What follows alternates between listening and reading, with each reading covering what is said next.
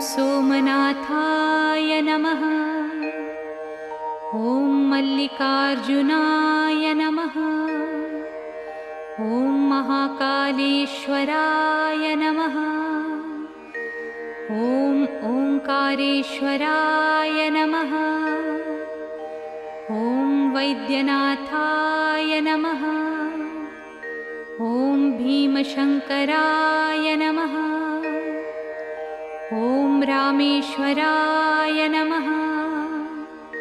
ॐ नागेश्वराय नमः।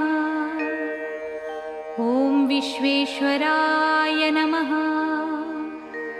ॐ त्र्यंबकेश्वराय नमः। ॐ केदारेश्वराय नमः। ॐ भुस्मेश्वराय नमः।